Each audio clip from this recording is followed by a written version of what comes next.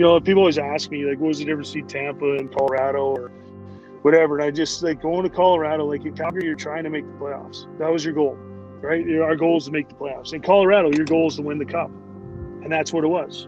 That was your goal, was to win the Stanley Cup. And it was unbelievable going there, just that we're going to win the cup, and that's anything less is unacceptable. And I just love that. And then we traded for Ray the first year, and then we lost in 7 games to Dallas. And then the next year it was, we're going to finish first overall. So if we have a game 7, it's in our building. Anything less is unacceptable.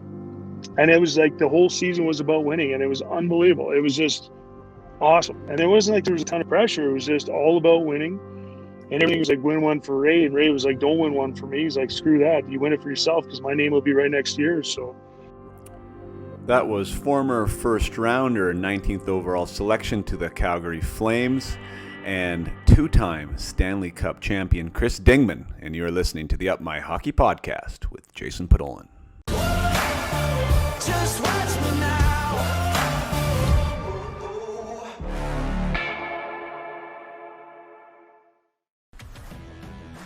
Welcome to Up My Hockey with Jason Podolin, where we deconstruct the N.H.L. journey, discuss what it takes to make it, and have a few laughs along the way. I'm your host, Jason Podolin, a 31st overall draft pick who played 41 N.H.L. games, but thought he was destined for 1,000.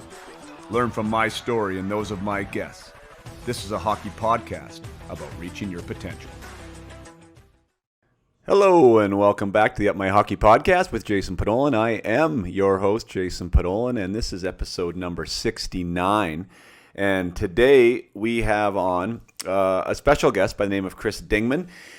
Chris and I, born same birth year, back in 76, so we saw a lot of each other in the junior hockey ranks and in our draft year. Chris went 19th overall, I went 31st.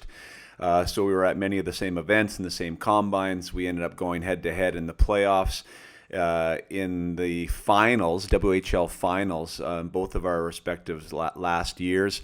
And then saw a little bit of each other in pro. So it was great to catch up with Dinger, a man who went on to win 2 Stanley Cup championships, one with Colorado Avalanche and one with the Tampa Bay Lightning.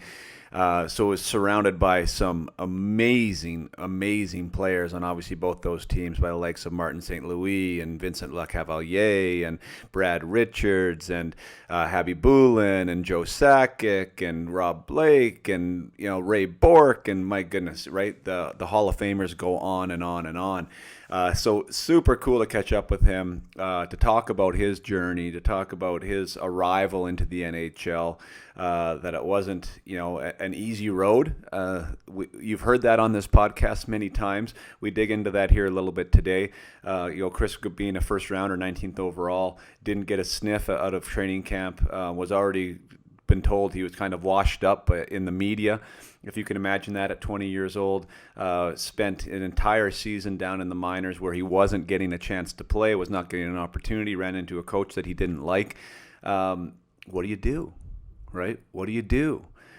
These are the things that the spots on the road map, that athletes just aren't ready for. And I know a lot of listeners here are parents, minor hockey parents, or parents of junior players, and the athletes themselves. And you never plan for adversity, right? We never think that something bad, let's say in quotes, is going to happen to us. But things do happen. And I talked to Chris about that in his first year there, not being able to get on the ice, a first-round draft pick, already signed this big bonus and expecting big things, and now he can barely even find a spot in the lineup down in the minors. You need to be prepared for these types of things, and we chronicle his trade and his move and all these other things, and he tells a lot of great stories along the way. We do have a few technical issues. I don't believe there was a bit of a delay. I tried to do my best to let that delay just happen, so there wasn't too much back and forth, banter in this one. But Chris does tell some great stories, and we run into a small time, maybe a minute or two, where I couldn't hear myself or him, and we had to reconstruct that. So bear with a little bit of the tech. There's not too much here. Chris is well worth listening to. Got a lot of great stories, and lots to learn from his journey. So without further ado, I bring you Chris Dingman.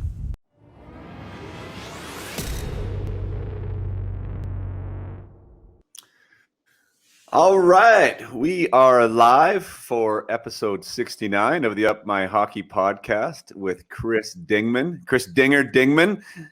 Dinger, thanks so much for joining us today. Yeah, no problem. It's funny. Episode 69, when I went to junior, I was allowed to request 3 numbers, and the first one was 11. Second one was 22, and the third one was 69. And Kelly McCrimmon and I had a talk about it years later about what the are you thinking? I was like, I don't know, just have a little fun. I knew there was, I knew I was going to get whatever number he was going to give me, but I thought I'd have a little fun with it. And then Right. Bobby, him and Bobby Lowe's my coach, kind of gave me the lay of the land there. So kind of knew going. You wore 11, right? But 22. Oh, you were 22. Who had 11? 22. Oh God, I don't even remember. Was that Dubinsky? No, I think Dubber was. Kluche was 24. Dubber was 16, 19. Who was 11? 19, Jeff Hode. yeah. I think Jeff Hode was 11. Gotcha. I believe. No, Mark Kolsar. Yes, it was. Did you ever get, speaking of numbers, I never had this conversation before, did you ever get to a spot, I know you played a hell of a lot more NHL games than me, but were you ever able to pick your number at the NHL level? No. No, when you go to camp and you get a number, it's different now because all the numbers are, all over the place. But back in the day, it was like if you had a lower number, you had a good chance of making the team. And if you're like in the 50s or something, then you really had no chance. So I remember in Calgary, I get 7, and Derek Morris had 53, and we were in the hotel for like a month or 2 or something during the season. And so they finally call us in, Bourque, PR guy or whatever, he calls us in. And he's like, yeah, you guys can get places now or whatever. They tell you can move out of the hotel. So I don't know that, but I've heard people get to hear that sometimes. So, yeah. So I was like, all right, yeah, great. And it was like, so, yeah, if you guys want to change your number, he was talking to Derek Morris. He's like, that's more of a training camp number. If you want a different number, we can, get that. You can get a different number and look at what's available. And Mo was like, nope, I made the team with this number and I'm good. And I was kind of like, put my hand up a little bit like, hey, I had 7, Gary Roberts' old number. And I was like, hey, would it be possible? And it was like, no. I was like, okay, thanks. Because it just 7 looked weird. I'm kind of a large person, so I have a double-digit number, I feel, anyways, to fill me out or fill out the back of the jersey. But, yeah, that was my first request, and then I got lucky when I went to Colorado. I got 11, and then when I went to Tampa, they gave me 11. I went to Carolina. There was a guy by the name of Jeff Daniels. He's still the assistant coach, I believe, and he had 11. And there was no chance he was given. I didn't even ask him. They gave me 19. I was like, oh, okay, 19 could be. But, yeah, it wasn't. 19 wasn't anymore. Better for me. Right. It wasn't luckier. So, yeah, no choosing numbers. Even in Sweden, I got a 22. And there's a guy when I went to Storytime, and this guy wasn't giving up his number either. So I just went with 44. So 44, sweet. Yeah, double. Yeah, I got in Florida. They gave me 17, like without, again, not asking me, but they knew that I wore that all through junior, so they gave me 17. So that was really cool. And then when I got traded to Toronto, a guy by the name of Wendell Clark was wearing 17, so I don't think that was going to change. But they gave me 7, like without asking. So I wore 7 too, and I had no idea at the time, which really I'm kind of not very happy about myself with.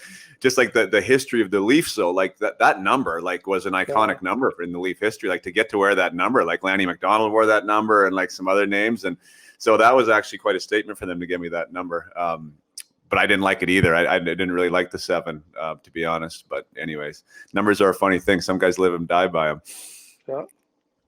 A lot of pressure. Well, a lot of pressure too when you wear a number like that. So I don't know. I was always a double digit. I don't know why. I think it's because I was never nowhere. Well, not that anyone really is, but Wayne Gretzky's 99. Growing up at Edmonton, there's Gretzky, but I liked Mark Messier because he was skilled, but he was still tough. And I like that side of it. So 11 was.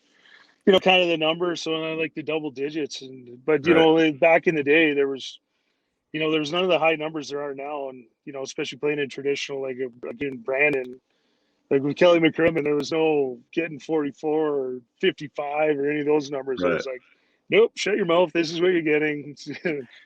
Was Moose your guy? Was Mark Messier your guy? Was that who you tried to emulate? Yeah, he was. I loved him. Like Dave Semenko too, obviously. But, the Gretzky was a great player.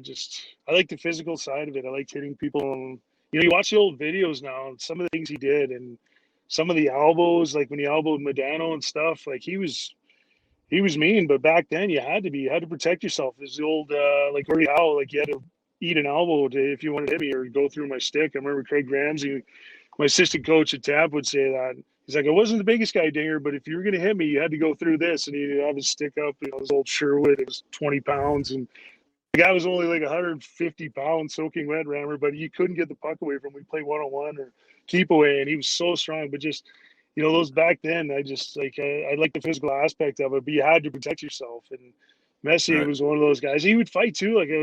I love watching the old videos, like the Battle of Alberta and stuff. And then like Messier fought Marty McSorley because McSorley was all over him. And Messier would get mad, turn around and cross check. When he'd fight him, and you'd do okay for a while, but it's like, why? Like if I'm a GM or I'm a coach, well, I don't want Mark Messier fighting Marty McSorley. I mean, that's like, forget that. Like, yeah, I would have had three guys going over the boards, but I just respected that. I like that style of play that he played, and that he was skilled and he could hit and he could fight if need be, and he was mean too. I was lucky or unlucky enough to play against him, but I hit him and it was kind of like, oh, sorry, Mr. Messier. Like it was one of those. And even Gretzky too.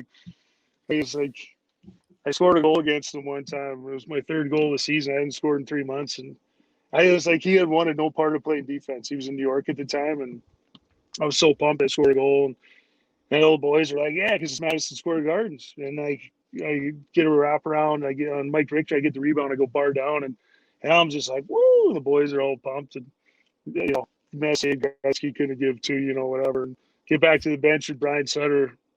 My number 7 was, it's about effing time, Dinger. And I was like, couldn't let me enjoy it just a little bit. You can let me.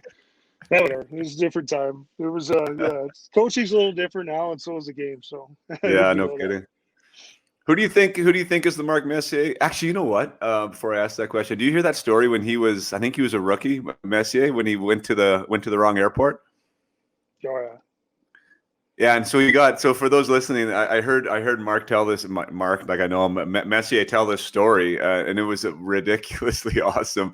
Shows up at the wrong airport, ends up making a call to the team or whatever. Like, hey, I'm at the wrong airport, and they're like, oh yeah, well that's okay, just show up, wherever they're supposed to go, and be ready. So anyways, he goes to the right airport, and the ticket is to the minors.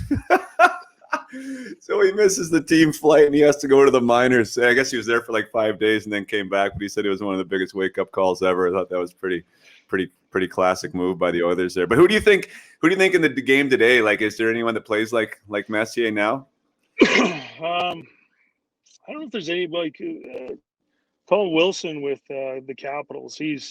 Mark Messier is Mark Messier, but look at a guy like him. He can play on your top lines, and he's a skilled guy. He can shoot, he can pass, and he can hit, and he can fight. So, top of my head, he's a guy. Lucic was, Lucic has gotten a little older, but I think he was a guy too that could, it's hard to compare. I'm just trying to think for other guys, but Anderson's got a little bit of that in Montreal, the bigger guy, bit of a mean streak. Fewer and farther between though now, right? I mean, that's why they stand out like a sore thumb. Those guys are real valuable, and you see it now, like in the playoffs when it's heavy. Like it's a little bit heavier. These guys are coming out of character. Some of these guys are having to hit and get hit more than they're used to, and it looks a lot different out there. The game, I love watching the playoffs. It's the kind of hockey I like to watch too. Well, even just the Islanders, watching them, like Tampa's, like they're a skilled team, but they have Maroon. They got some physical guys, and that game was awesome. Like it was great because it was just the physicality of it is. I enjoy that. I really enjoy that. A lot of people don't, but I enjoy that about the playoffs where, everyone's talking about interference and penalties and stuff. And, refs are refs. Like, they're human beings. I remember, I was in Carolina at the time, and you remember the referee from the Dub, Mike Hasenfratz? And he of course. Yeah, so Hazy. So he cost us Game 7 in Tri-City. Speaking of refs making mistakes, we scored in overtime. I got to go back there. We score in overtime against Tri-Cities, battled back from 3-1. The puck, Sean Gillum skates. I pass the puck to Gilly. Gilly shoots it from the point, goes off their defenseman in front into the net. Hasenfratz says John Serjak kicked it in somehow on the way to the net. Denies the goal. Terry Ryan scores 7 minutes later, and we're out of the playoffs. So anyways, I definitely remember Hasenfratz. And Terry and I have had that conversation a few times. But anyways, your turn with Hasenfratz. Well, he didn't. I guess he didn't screw me over. Cost me that I know of anyways, but I was with my wife and we were at PF Chang's. We were sitting at the bar, and it was after a game, and we're just having a few drinks and just having what did I like there? The bang bang shrimp, I think it was. It was unbelievable. Like I had to eat every time. Anyways, so my wife and I are sitting there, and I look over and it's Mike Hassenkrantz. And he's like, Digger. And I said, yeah. He goes, oh, how's he? And I was like, oh, hey. So anyways, we start talking for a couple hours, and I think he's drinking Diet Cokes or Cokes, and he's drinking, something a little harder with a splash of, and I'm just having my Coors Lights or Bud Light drops or whatever. And we were talking, he was telling stories, and he was telling me the story. And I always tell the story because I just enjoy it so much. And he's like, you remember that game? He was against Moose Jaw or Medicine Hat. He's like, you remember that game? And I was like, I don't know, not really. Like, it's like with my brain and concussions. Like, I can remember certain things and then other things I can't. And then, people say something, I go, oh, okay, I remember that now. But he was telling the story about there was this guy and he started a bunch of crap, right, in the game, a bunch of shit or whatever. And the guy was like, so then it was like line brawl, back in the day, like the skilled guys would fight the skilled guys and the heavyweights for the most part, right? And he's like, so this guy that starts everything, and he's like, as a ref, he goes, I understand. You get mad, you can tell me to F off, tell me I suck, whatever. But he's like, there's 2 words you can't call me. They're the 2 C words, and I'm not going to say them, but I'm pretty sure we can all figure it out, right? And he's like, you call me that, like, you're gone. Other than that, you can tell me to go F myself, whatever. He's like, I get it. You're passionate. You guys are, in the heat of the moment. But he's like, so this guy that started everything, like every whistle, he's calling me, you know what, sucker, blah, blah, blah, blank this, blank that. And he said to the guy, he goes, you can call me you know what, as many times you want. He's like, I'm not kicking you out. You're going to answer the bell because you started all this. So the guy that started all this shit, all the brawls and stuff hadn't fought yet. And he's like, you're answering the bell. I'm not getting, like, his point was, I'm not going to give you the easy way out. So the guy was like, just F-bombing him at every whistle, calling him, the C word. He's like, you can call me that all you want. I'm not kicking you out, because the guy wanted, 2 and a 10 right. and he just wanted to get kicked out so he didn't have to fight. And he's like, no, you're answering the bell. And I still remember that to this day, because, when we were in Tampa too, like Koharski was there, and, Torts hated him for call, and Corey Sarge, he hated him too. But, like, referees they're human beings. They make mistakes. I mean, everyone's on them. Like, we're all passionate or whatever, but they know when I've talked to a few guys, they know when they make a mistake, and they'll try and make up for it, whether it's right or wrong. We watch games, and, it's like, you remember Jeff Hodge tell me, like, if we had 3 power plays, he's like, they don't touch anybody because they're looking to call something. So don't even put a stick on anybody. And he wouldn't, because they were, you just naturally, they would. And then I remember Dave Anderchuk would say too, like, they have 6 marbles in each pocket, the officials. And they call a penalty on one side, they pull it out. Okay. And then they pull it out the other side, or they pull 2 out. And he's like, it's usually about 6-6 or 6-5. And, because they really don't want to just determine games for the most part. Like, They don't want to. There's the odd guy. There's 1 or 2, I'm not going to say, but, most of them, they want to be part of the game and not be a storyline. I think it would be the best part. But I just go back to those couple of stories about that Hasenfratz story. It was you can call me whatever, no matter. I'm not kicking you out. I'm not kicking you out. And I love that, because there was that accountability where, there's not as much as that anymore, where, you can run your mouth and say this and say that. And, back then you get your head taken off, or someone would try, you'd have to fight, and you'd have to take a beating, or you'd change the way you played. So I just really enjoyed that story as far as appreciating. Sorry he screwed you over. I know, I'll never forget it. But that's life. That's the way she goes. Actually, another good referee from the dub, Tom Cowell. I don't even remember that name. He refed in the N.H.L. forever. Yeah. Excuse me. I had him on as a guest, and it was actually one of my favorite interviews, like, to hear the game from their perspective, right? And again, their preparation and their approach, and how they consider themselves as a team. With the 3 or 4 of them on the ice. It was really quite compelling. And then it was also quite sad too, for the parents and players out there listening, and how hard it is to bring new refs into the game because of how they're treated. At such a young level, right? And again, I think you said it, 99% of them are just trying to do their best. They don't want to be the star of the show, and it is what it is. You're going to see mistakes. And I think there's a little lack of empathy in that scenario, especially when we're dealing at the youth hockey levels. But a good episode for anyone who is interested in that, because I think it does develop a little bit of empathy and a little bit of understanding that, we need these guys, right, for the game to be great, and we need these guys for the game to grow. And if we can't attract young referees, that says something about the culture with what we're creating. So, anyways, neither here nor there. I want to talk about the Cups. I want to talk about Brandon because that was a fun time. And when we crossed paths in that time, even though you were in the East, and my gosh, I'm sure that West trip must have, I don't know, did you guys like look on the West trip as like something like that was looked forward to? Like it was always interesting for us from the West, but it was, I mean, obviously way different cities coming out East. Yeah. You know, and that whole environment was not necessarily a huge highlight every year. Did you guys like look forward to coming West, or was it a little bit of drudgery too? Oh no, you guys were coddled out West. You guys had the easy bus trips, and you had the nicer arenas, and you had oh yeah, you guys were coddled.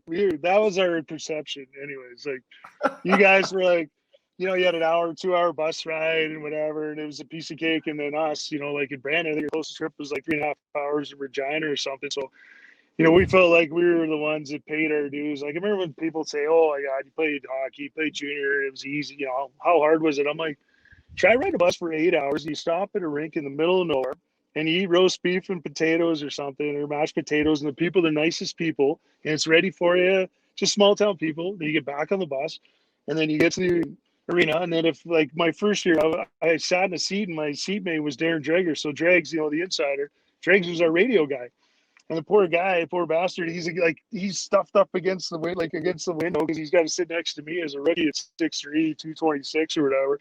And he always told me, he's like, "Oh my God, I had no room." And I'm like trying to sleep, and I'm sitting there because you didn't get a bunk. We had that old bus, and they had the bunks in the back. And unless there wasn't a lot of veterans, you didn't get a bunk till your second year and whatever. So, anyways, you know, we considered we paid our dues, and well, the West Coast trip, we get the T-shirts made up, and it was a big deal. You know, going to Portland and stuff, 16,000 people, and so I remember like the one trip. Though I was hurt, I think my 17-year-old year, I was hurt. I had a knee injury or something, or I had a couple bad quad contusions, but so I didn't make the trip. But I remember like it was my third year or fourth year, and I don't remember which one, but I remember we go to Seattle and we played in the smaller barn. Remember like the tiny one, right? Yeah, The the fans were on soapbox, top. man. Oh my God! And then something happened. Like, so we get in a brawl, and I think I had like knocked out like a couple guys. And then the ref tackles me, and someone throws a fish at me. Like I'm like my face on the ice, and the fish like, you know, lands like right next to my face, and I'm like pick it up and I'm swinging it. I'm skating off. There's video of it. I'm skating off the ice, and I'm giving the double bird to the fans, which I'm not very proud of, but I was kind of passionate. Let's say passionate back then. And no suspension or nothing. Like now, you can't do that stuff. But it's so absurd, but it's kind of funny. So then, you know, we have a good trip. I think that trip we played what 7 games or something, in 13 days, and so the last we're 5-1, I think, or something like that. We looked at it, if you could go 500, it was a good trip. Like, you know what I mean? Because you go out and like, you know, whatever, it's a long bus ride. But so the rule was at Bobby Lowe's is if you lost, there was no movies after the game. So that was our incentive. So we're 5-1, and our last game is in Portland, and it's rocking like 16,000. You know, like they come out to. It was Symphony of Destruction, right? Was it? Probably. Yeah, I don't remember, but yeah. Oh, place is rocking, and so I scored the first goal, and like we're all right, 1-0. Well, they pumped 10 straight on us, and like we're at the end of the trip, and by the time it's 4-1 or something, I'm like I get in a fight, and it's 5-1. So I get another fight. I'm just trying to get kicked out because I'm like just done, right? Get some pims, and I was mad.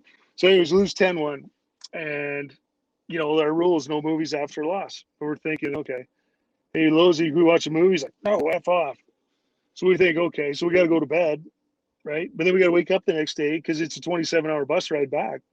So we think, you know, maybe the next day we can watch the movies. We're like, okay, who's going to ask him? Losey, can we watch movies? And he's like, F off. No. So we went 27 hours. We stopped in, I think it was like Medicine Hat or something. They had the veal cutlets with the squiggly fries with the gravy. Oh my God, so good. So we literally got off the bus. We ate. We got 3 hotel rooms so guys could shower. The vets would shower first. You had a 5-minute shower because it just stunk so bad. Like after 13 days on the road. So yeah, that was. We looked at the West Coast trip as like it was cool because you got to see these big arenas and Right. U.S. cities and go shopping and stuff. But yeah, we consider ourselves the gritty ones, and you guys were like the soft ones out west because you know you get the nice buildings and you know the travel wasn't that far. So, but yeah, it was a fun trip. We had the T-shirts made. I remember like the one year, like Bobby Brown, I don't know if you remember that name, we nicknamed him the Greasy Squirrel after that trip because he had the bottom bunk, and literally everyone would throw their garbage on the ground, or not everyone, but a lot of guys. So there was like by the end of the trip, there was like Ziploc bags, half-eaten sandwiches, and like just all in his bunk, and it was just like, oh, he'd roll out of there, and like, hey, how you doing? He just like, you know what I mean? Just like greasy. Had the same tank top on the whole trip, I think, or we had two that looked the same. So yeah, it was a fun bonding experience for us, or that's the way we looked No, at it. for Anyways. sure. For sure. I mean, there's something to be said for that time on the bus, and the guys in the OHL definitely don't experience that, like we did. You mentioned, I mean, I totally hear what you're saying. We did have like our buildings out west. I mean, it was like you're playing pro a lot of times, especially Yeah. on the weekends, right? You mean 15, 16, 17,000 people. But our travel wasn't good. I mean, our closest trip was 2.5 hours to try, and then it was Seattle, which was 5.5 or whatever, was our second closest in Spokane.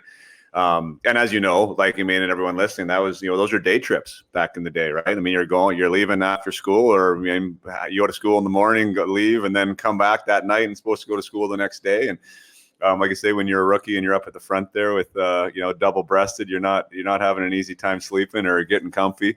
And that's funny you guys stopped in Medicine Hat. That's exactly what we did, because Brandon was always at the end of our trip. So we would leave from Brandon for whatever it was. Yeah, like the 24 or 21 hours or 26-hour trip home, and we'd stop in Medicine Hat. That'd be the one time we'd get off the bus to eat and then get back on. And I remember by like rolling into Spokane, like, guys, you're just delirious. You're just dumb. I mean, you're just dumb. You're emotional. Like, I remember Hugh Hamilton, like, seriously breaking down into tears one trip coming back, like, over some like joke that I thought was funny, but it wasn't at the time, because we were on the bus for 27 hours straight after 2 weeks in the road. So yeah, anyway, some crazy stuff. But yeah, you had, maybe let's talk about that. Instead of starting at your 16-year-old, maybe we'll start in that draft year, because those who aren't familiar with you, you're a first rounder, 19th overall in that 94 draft. And that is playing 45 games. And we're injured. I mean, you had a good 45 games, 21 goals, 41 points, 77 PIMs. How was that year for you? How did you deal with whatever the injury was? And yeah, was that a big pain in your butt? Were you freaking out because you were injured, or how did that all go for you? I don't remember too much, to be honest. Like, I kept getting bad quad contusions. I had, like, the pants we had, they kept moving. So every time I was a bigger guy, and it felt like every time I hit somebody, and I just run guys as hard as I could. There wasn't like angling or any of that. Plus, Kelly McCrimmon, he'd say his big thing was, well, Dinger, you couldn't turn. And then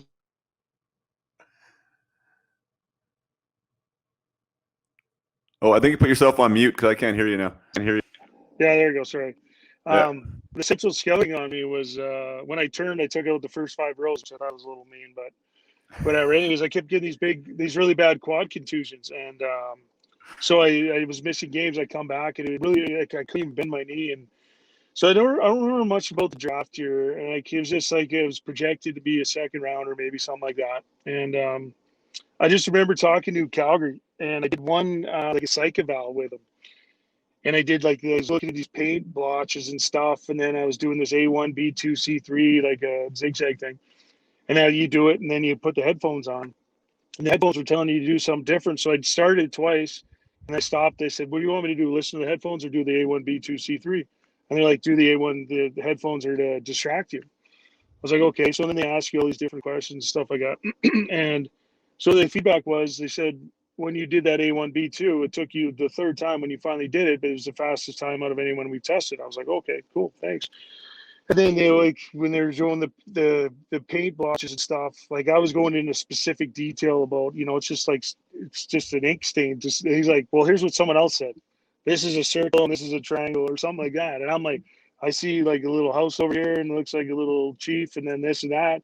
So it was interesting to get the feedback, but, I didn't really know. But anyway, so after the draft, I get drafted by Calgary, and I found out after that Dallas had me picked, and that if Calgary would have picked me, Dallas would have picked me 20th. But anyways, I was talking to the head scout at the time, Tom Thompson and Doug Reisbaugh, great people. And Tom Thompson was like very funny about it. He goes, we talked to you that one time, and he said, we didn't want anyone to know that we were interested in you, so we didn't talk to you again. And I was like, yeah, I didn't know. Like, you guys, like, I remember flying out to Quebec City, Sherry Bassett, and we went for dinner and stuff. And New Jersey, we were on the treadmill doing all the stuff, doing the testing, but like just during the season, I don't really remember that much. I just remember I started playing right wing, and I never really played right wing, and it's funny. So Tom Thompson said, he goes, you're injured. And he goes, you came back and you're playing right wing, and he goes, you're total dog, dog crap. And he's like, it was perfect because we knew we wanted you, and we already knew what we thought. And he's like, and you look like crap, so he's like, it was perfect for us. And it was interesting, like at the time I was kind of struggling a little bit because I never really played my off wing. I'd always played center, left wing, but left wing primarily, obviously in the Western League.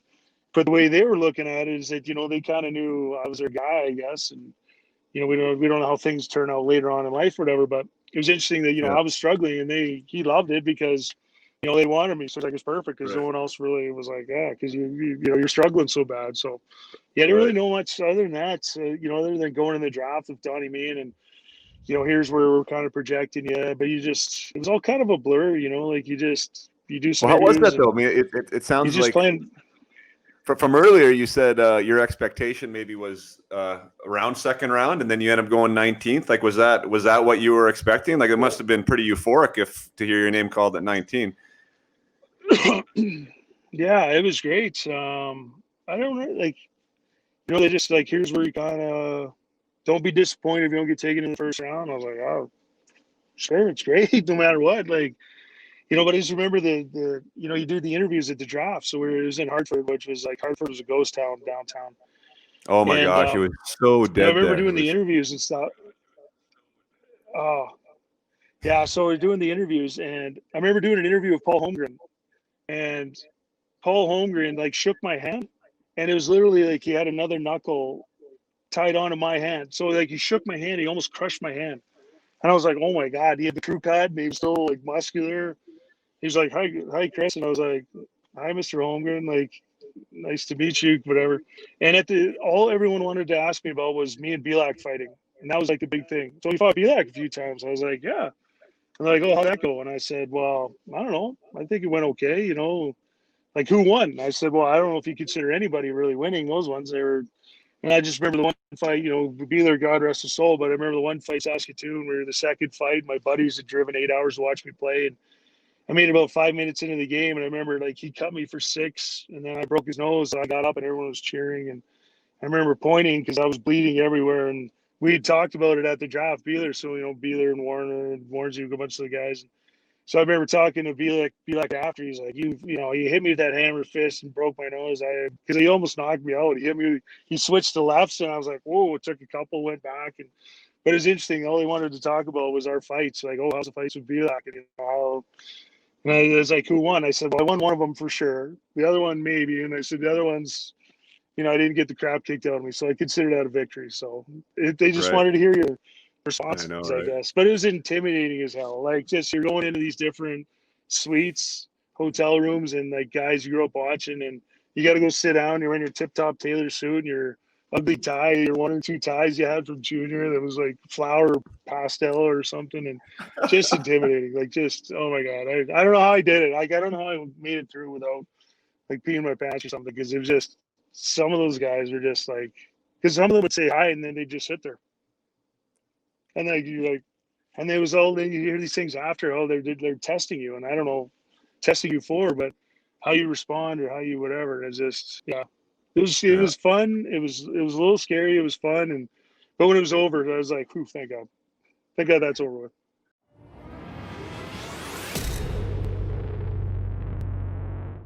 Hey there, just want to let you know about everything Up My Hockey. This podcast goes live on the Up My Hockey parent group on Facebook. It's a private group where you can request access. If you are a parent supporting big dreams of your athlete, and that's where you get to hear me talk about mindset and the intangibles required to be the best on the ice and how you can support your player off the ice. So that's a great place to sign up and to listen into the podcast. You can also subscribe to my channel on YouTube, which is Up My Hockey with Jason Podolin. I usually stream the podcast episodes live there. I also place a lot of my video content on YouTube for access. So definitely trying to grow that channel as well. So if you want to subscribe to myself on YouTube, that would be a thank you to me, and you'll get all the latest content from me as it pertains to the hockey world and playing our best on the ice.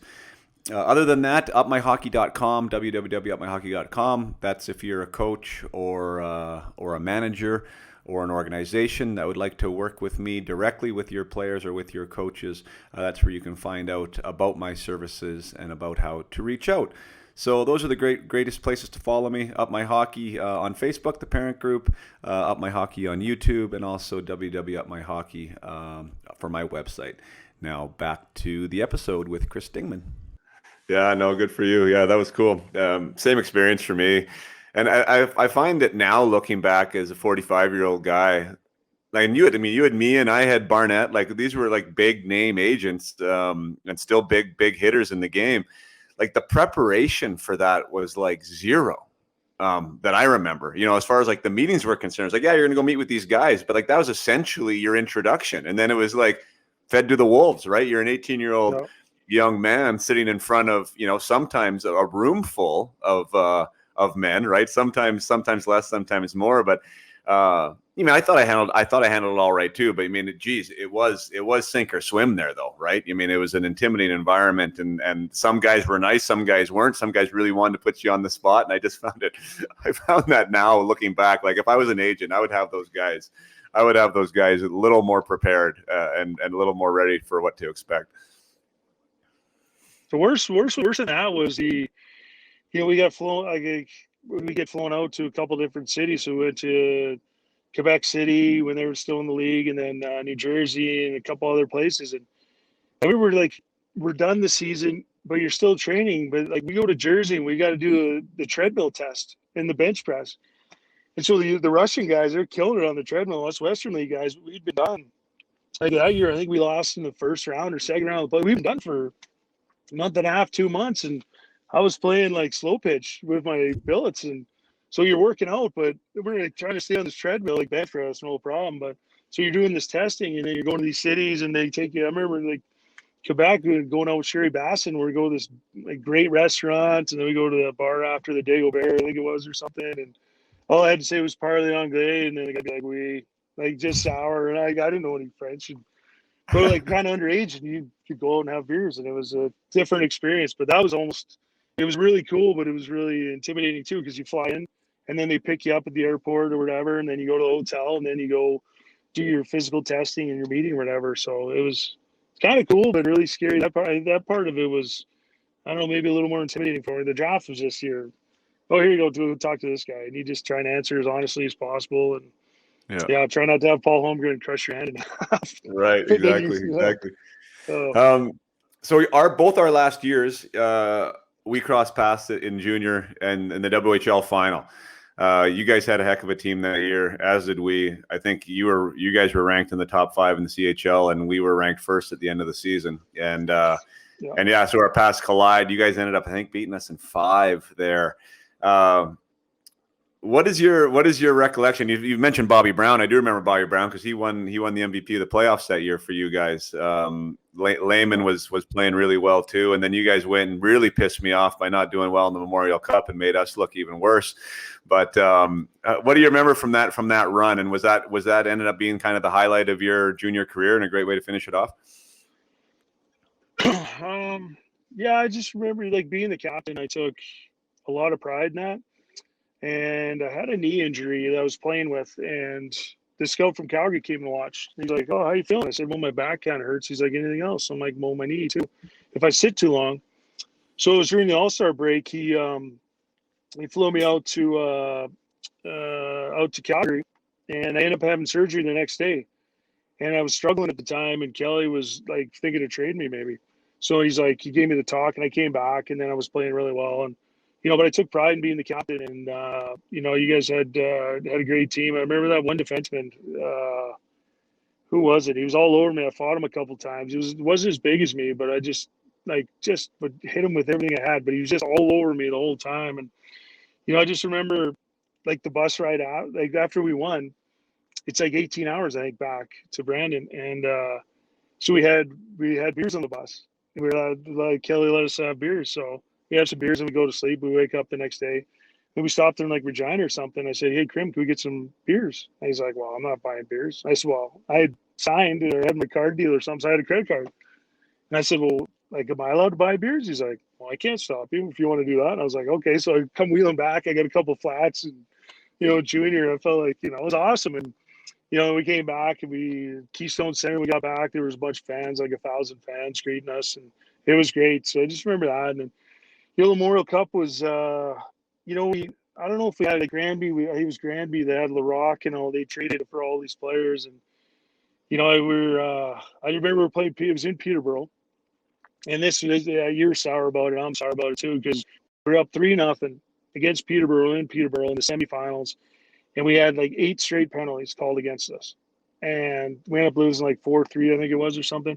And I'm the captain. I went over to the official. I was like, listen, man, like, what are you calling there, kind of thing? He goes, oh, too many technical or whatever. And I heard the story after. So Kelly McCrimmon, he goes in the press box. He goes and grabs the head of officiating. He's got him by the throat, like has him up against the wall, like, give him the whatever, because they wanted Peterborough to be, in the finals because they were the host. Whether they did or not, who knows? But, we're up in control of the game, and it was pretty lopsided, the calls. So it was I remember that was pretty disappointing in that sense that, we should have won that game, but, officials or not, we still lost and, whatever. And then, that was like my last year. And then I get a call like that night, hey, we want you to go to St. John. I was like, what? They're like, yeah, we want to go to St. John. Flames are still playing. So I remember going to St. John, and Jerome was supposed to go, but he had a back injury or something. And I really didn't want to go. I was like, it's my last year junior. I was a captain. I just want to wrap this up. Like, well, they want you to go. Like, I have Donnie Meehan, and Donnie Meehan had Jerome too. And I'm like, well, Iggy didn't have to go. Why do I have to go? Like, that's kind of how I felt. Maybe not the best life choice at the time, but, whatever. But Jerome had played in Calgary in the N.H.L. team, with the Flames. And Jerome, I'm not saying anything bad about Jerome. Like, we already know Iggy's one of the best guys ever and one of the greatest players and whatever. But anyways, I wanted to kind of wrap up my junior career. And so anyways, what I remember about that is then I got to go to the minors in St. John. I got my beard already, and we don't play a game for like 10 days. So I'm in a rush to get there, and all we do is practice. And then we went to a Red Sox game because I think we were playing Portland or something. And then we took a bus and we got hammered. And we went to a Red Sox game. So we're like, spent the first 2 days there. I was like hammered. We're like, because it was weird. The minors was weird like that. You'd only play on the weekends or something.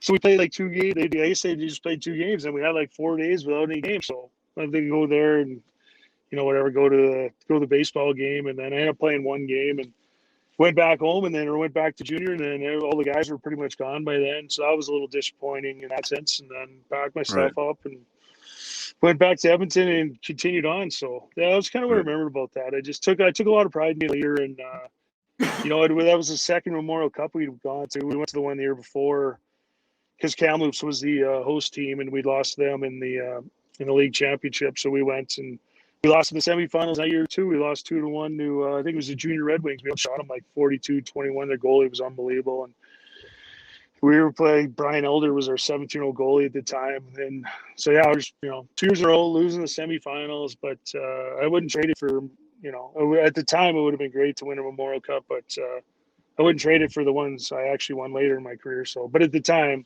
hugely disappointing, and Sure. sour grapes, or tough pill to swallow, I guess would be the best way to put it. Yeah, I really wanted to be there. That was a really fun way. I mean, for us personally to finish. Obviously you get into the cup, like you couldn't imagine a better way, and we had a really big run there. Obviously, you got stopped by you guys, but that was the best hockey I think I might have ever been playing in my career. It looks like you had a good playoff there as well. Scoring goals, having fun. I remember hitting a post against Laner. We came back from Brandon. I think it was 1-1. We won a game in overtime there. We came back. And I was just rolling, and then I hit a post on a shorthanded breakaway against Lehman, and then I never scored at home. I never scored like the next 3 games, and that was we ended up. You guys won all 3 in Spokane, which was like so crazy. And like I said, and then off you went. And then same thing. I ended up getting called up. That was the year I got called up to Florida. So that was the year Florida went to the finals. Yeah.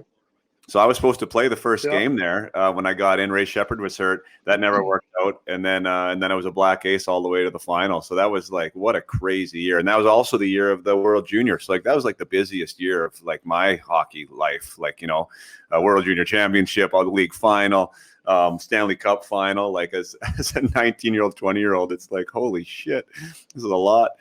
Let's talk about the first. Florida. Yeah, you're 19-year-old kid skating in Florida. What's that? I said, no, you're a 19-year-old kid and you're skating in Florida. Like, what am I doing here? Yeah, You go to the beach, exactly. work on your tan after practice. That is what we were doing. We were practicing, and then we were hitting the beach, and like, oh my gosh, it was definitely two different existences. Like for the Black Aces and those guys that were actually in the trenches every game, like they were beat up, we were tanned, we were having a blast. We were, it was definitely a different existence. But you mentioned your first, I mean, you dipped your toe in the water there, pro with St. John, then you went back. Were you hoping? I mean, obviously you were hoping to make the team your first year pro there, like meaning the big club, the Flames. Was that your expectation? Or was it a letdown to go down to the minors, or what was that experience like for you? Yeah, it was a big letdown, to be honest, because it was literally like the last cut as an 18, 19-year-old. And I remember as a 19-year-old, I wanted to go back to junior. I was talking to Kelly. I said, Kelly's like, if they told you anything? I said, no, I'm just in the hotel. And, they weren't sure they were maybe going to keep me. And I was trying to talk to Kelly if they, Kelly McCrimmon, who's my GM and junior at the time, and Brandon, I'm like, have they talked to you? I was like, no. And then what happened is everybody got fired. So Doug Risebrow, Tom Thompson, all the guys that drafted me, they get fired, new coach, whatever. And I played junior in anywhere from like 228 to 234. But at 234, I was like 8% body fat. I started like 12% every year as you learn more about training, diet, nutrition. Every year I decreased my body fat. So at 234 was a good 234. I just remember going in my 20-year-old in my first year pro, and it was like, this is my last chance. So in the newspaper, it was like Dingman's last chance. I'm like, I played one game pro basically. Like I haven't even played pro, but those are the headlines. And I was actually, in the midst of moving right now, or like, because we need another bedroom because we had the baby and stuff. And I was looking at old articles, and it was like, Dingman's last chance and struggling. And, I remember I haven't even played a game pro. Like this is it. But anyway, so they asked me, can you come into camp under 230? So, okay. So I see a nutritionist and I go on a diet. I come into camp at like 227 and first cut, bye-bye. So I go to the minors and Paul Baxter's the coach, and I'm not a big fan of him. I don't want to get into that too much, but so I lead the team in preseason scoring, and then everyone else comes down, like Clark Wilm and all those guys. Ian Gordon was our goalie, a bunch of West Lakers, and I barely play the whole year. Like I'm a first round pick, and Paul Baxter at the end of the year, I remember him saying to my girlfriend at the time, now my wife, I've been with forever. He was like, yeah, it was the best thing for him. I needed to be hard on him. I'm like, you can be hard on me, but like I didn't play. Like I barely played. And then, it's you always knew, and I don't know what your experience was, but you always knew when the player personnel guy was in town, because all of a sudden I'm on the second line and I'm playing. And it's like, I'm talking to him like, what's going on? I'm like, I don't play. Like, it doesn't matter what I do. And I was never a whiner. And, I was always a guy that worked hard and, showed up early. And, my whole career, I had go on the ice early, shoot on the goalie, stay after and whatever, and just didn't play. And, it's like, so it was really frustrating. And I remember calling Kelly. I'm like, I want to go, like, I even called Donnie Meehan. I'm like, I want to go back to junior. He's like, well, you don't want to do that. I'm like, I'm not playing. I'd rather go back and play because I just wasn't playing. So that first year was like really disappointing. Like we had fun. Obviously it was the minors and whatever, but it was really disappointing. And then Brian Sutter got the job. And I remember him calling me in the summer and he said, hey, I watched you play Dinger. I watched you play junior. And, you could score, you could hit, you could fight. Like basically, what's it going to take for you to make this team? And I remember saying to him, like, when you show up at camp and you're with a guy from the East Coast and a guy from junior, nothing against that, but like, you kind of know where you're at, right? The training camp numbers too, right? If you have number 72, it's different now, but back then, if you had 72, you're not a very good chance you're making the team. So I said, when you show up at camp, because the year before Jerome had, he'd been traded for Joe Newendike, and Iggy had played with, he was playing with Fleury and Castles, who were their top guys kind of. And, Jerome deserved to make the team. Like, don't misinterpret what I'm saying at all. But, you're putting him in a position to succeed with, he's a great player and he's a good young player and he'd played the playoff games of those guys.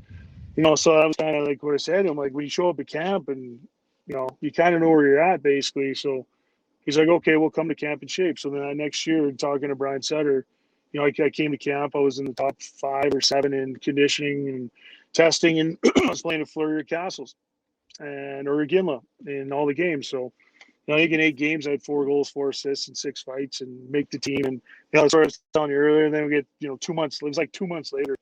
You guys can get a place and whatever. So I have to keep number 7. Yeah, you do. But anyways, like the disappointment of that first year pro, and then the next year.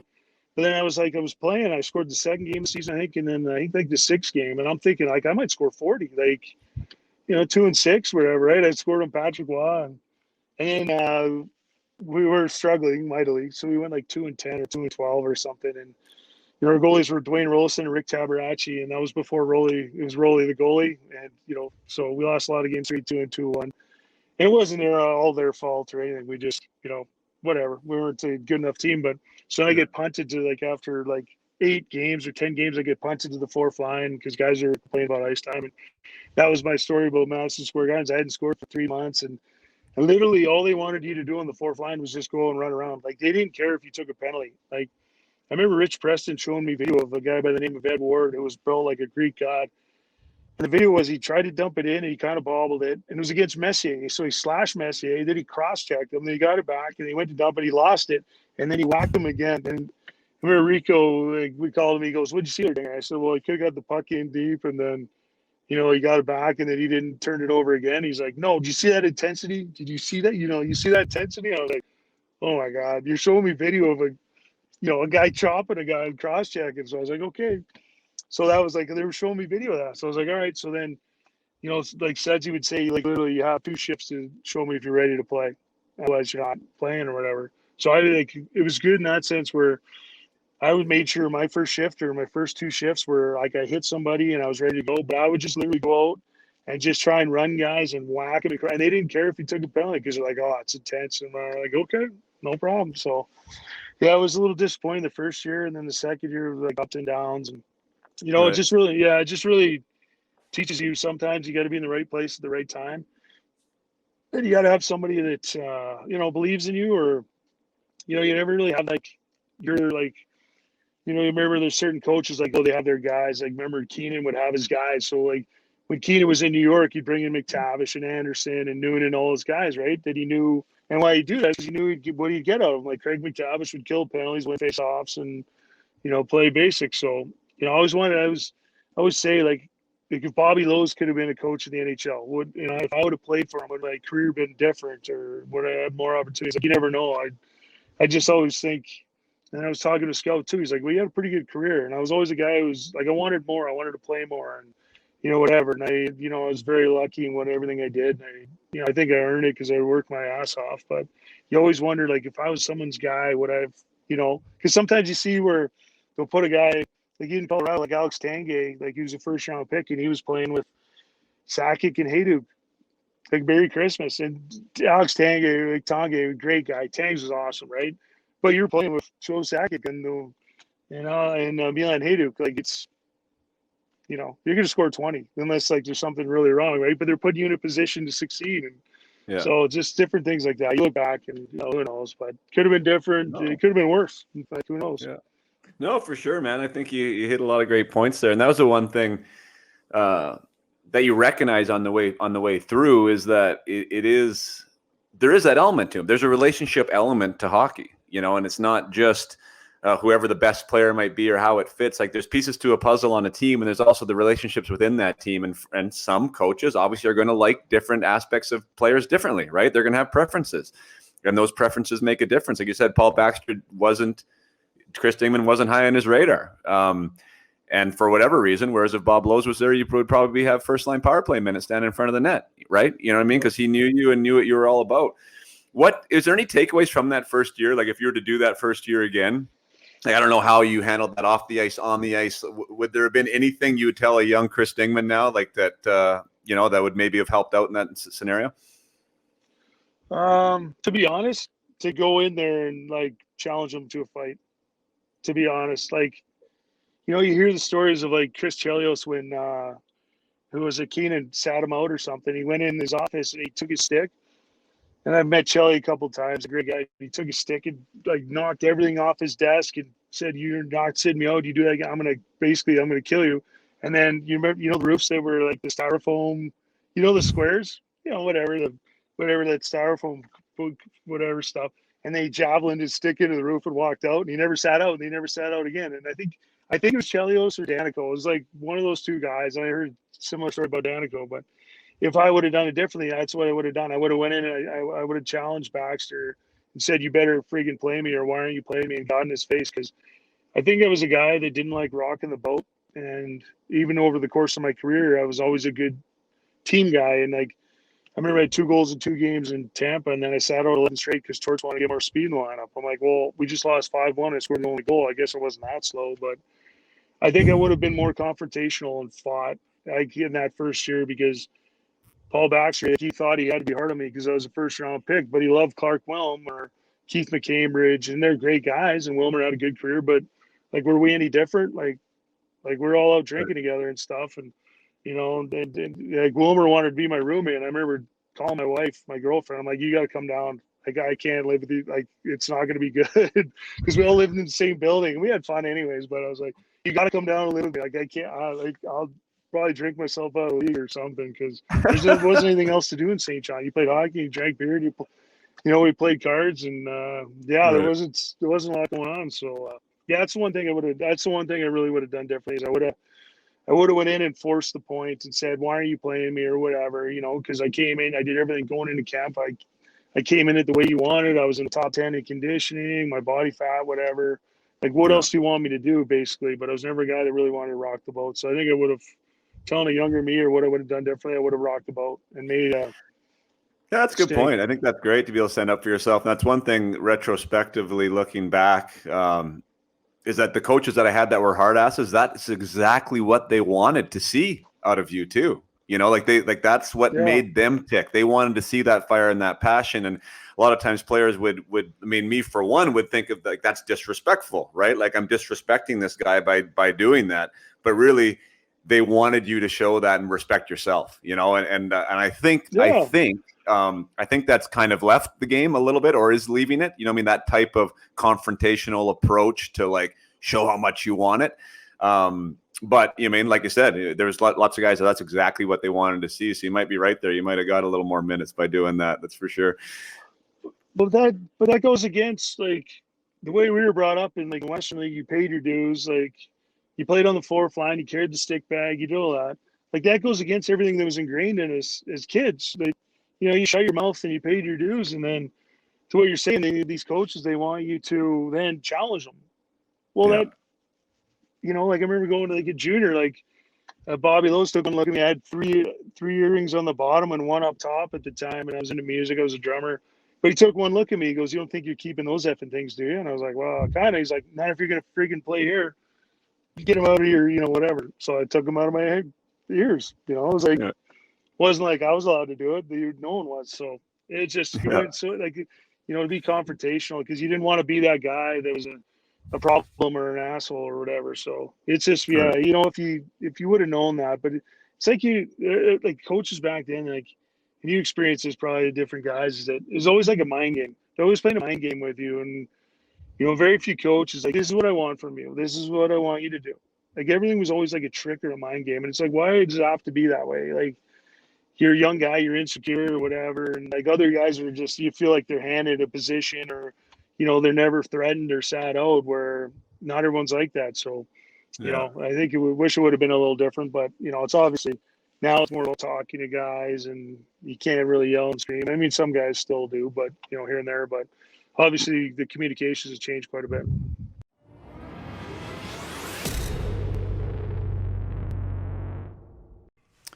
Hey there, have a new program coming out called the Peak Potential Hockey Project. It's elite mindset skills for the serious hockey player.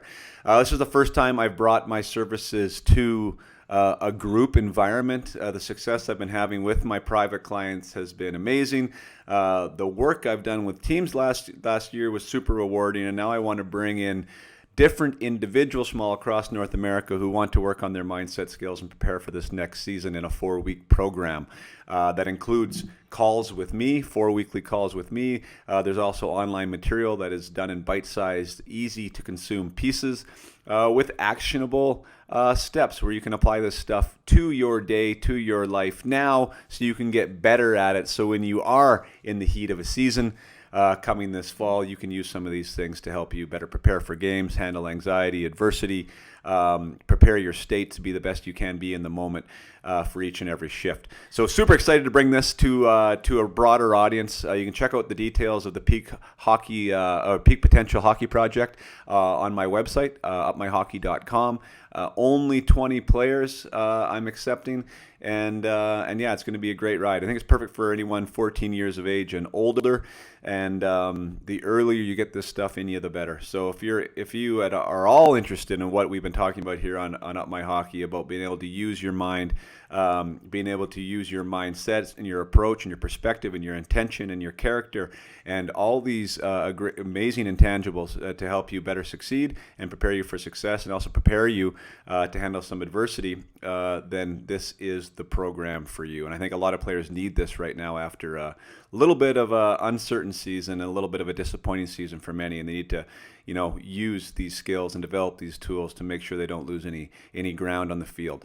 So without further ado, you can find that at www.upmyhockey.com. And back to the episode with Chris Dingman. Yeah, no, great points. You mean Brad Larson, who you obviously know, as do I, just got given the head coaching job there in Columbus, and well-deserved in my opinion.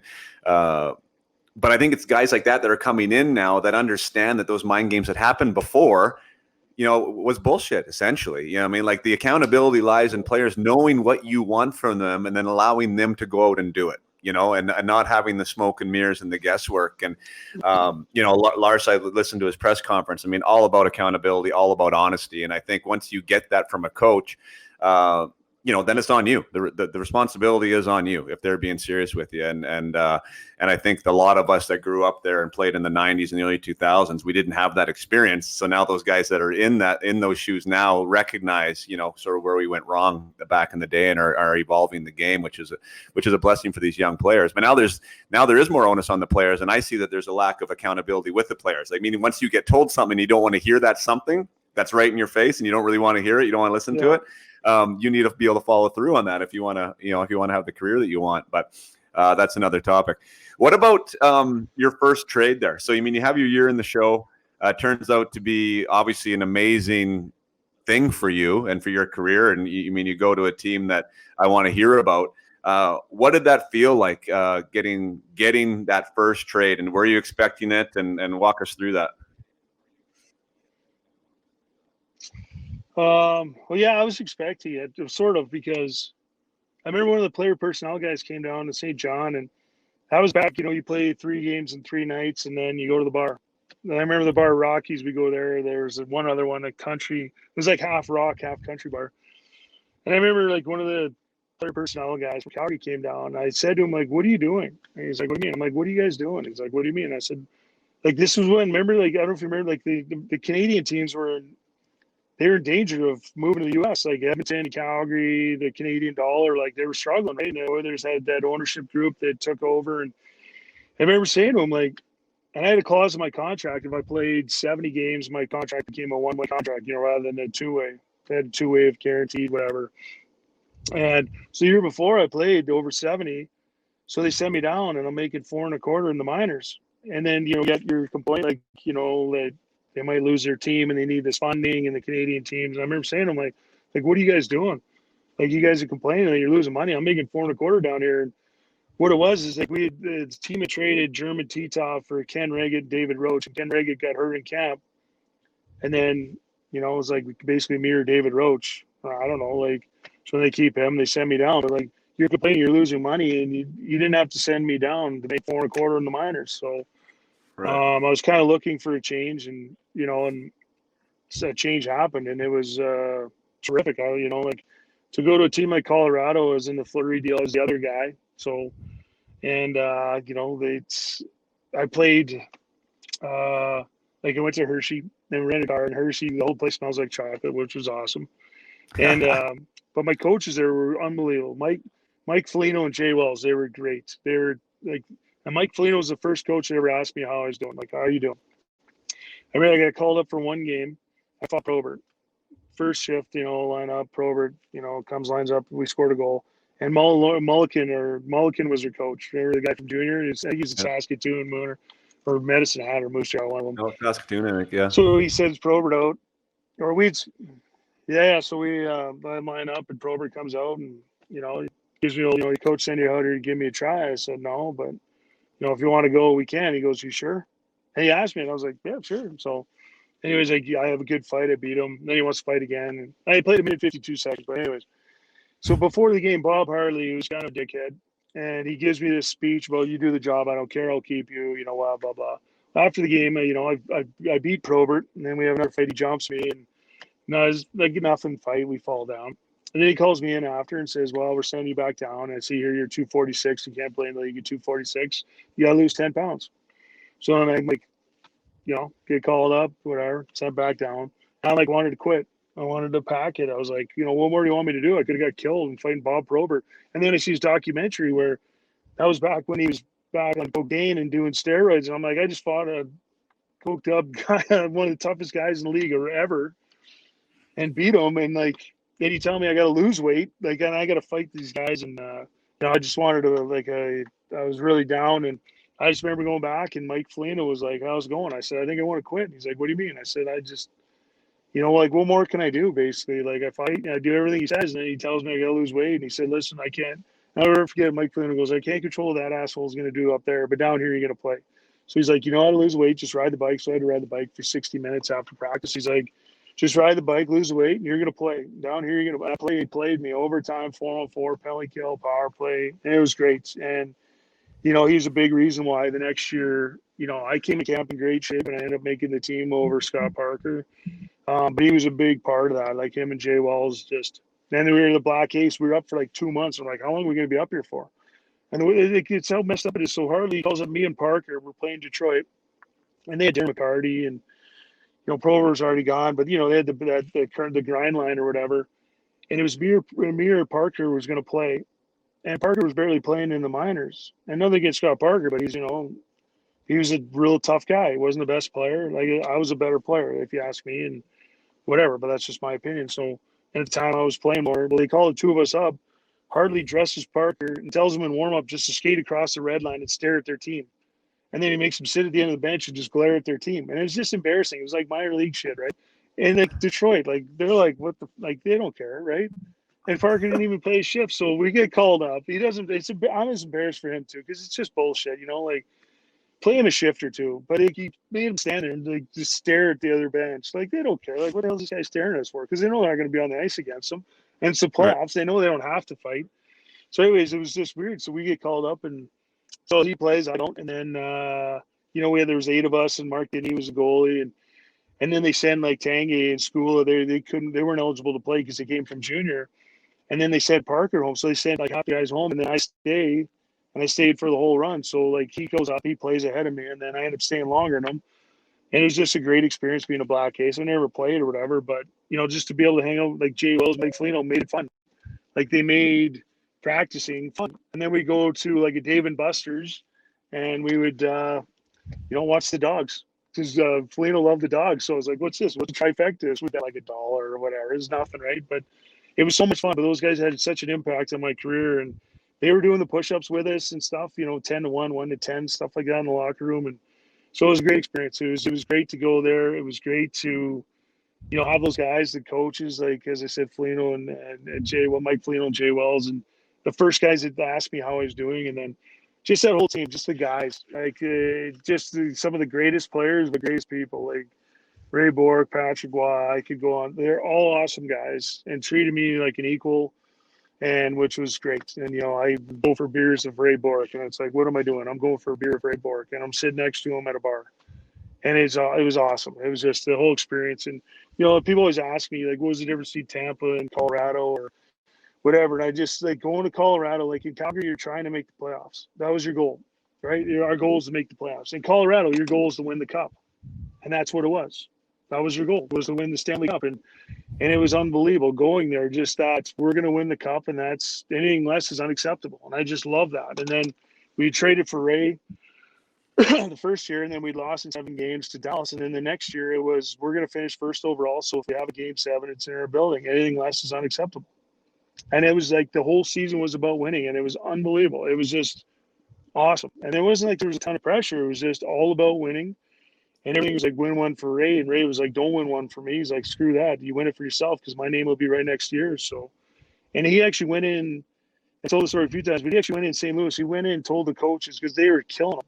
And we had like, we had Adam Foote and we had Rob Blake and Greg DeVries and Martin School and John Club. We had good defensemen. And they're killing him. Like, we call timeout with the lead so they could have Ray Bourque out so they could rest him. And he went into the coach's office and basically slammed the door and came out. And a minute later, 2 minutes later, and said, everyone's going to play. Like, be ready. Because, Hartley was doing his minor league thing where he was killing the top guys.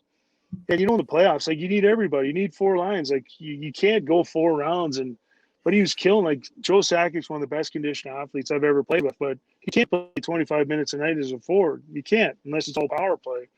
But I just remember, like, Ray Bourque wanted to win so bad. He went in there and told the coaches to play him less. And we were going into, like, triple overtime or something. And I was playing with Dave Reed and Dan Ino at the time. And we'd score Steve Reinprecht, it was usually one of the 3 of them that we'd all play together. And we'd scored a goal that game. We'd played, like, less than 8 minutes going into triple overtime. So think about that. Like, overall ice time. And those other guys, like, he was killing them. So, I just remember that. Like, Ray wanted to win so bad. And Patty and, like, all those guys, like, he basically said, play me less. I can't play 30 minutes a night. And I just respect that. That's, guys are so selfish at times and about their points and whatever. And obviously he'd played a long time. And I remember him saying, I went to the finals like my first year, whatever, against Edmonton. He goes, I thought we'd be right back. And here I am 20 years later. So, like, he kind of knew not the gravity of it, but, you get older and whatever. And this is a Hall of Fame guy. They wanted to play less. Not that he wanted to play less. He knew he couldn't. I remember, like, every practice was optional. And he comes out, and I'm like, Bubba. The guys called him Bubba. And I'm like, Bubba, or Bourque, I'm like, Bubba, what are you doing, man? He's like, what do you mean? I'm like, why are you out here? Like, it's not optional for me, but it's optional for you.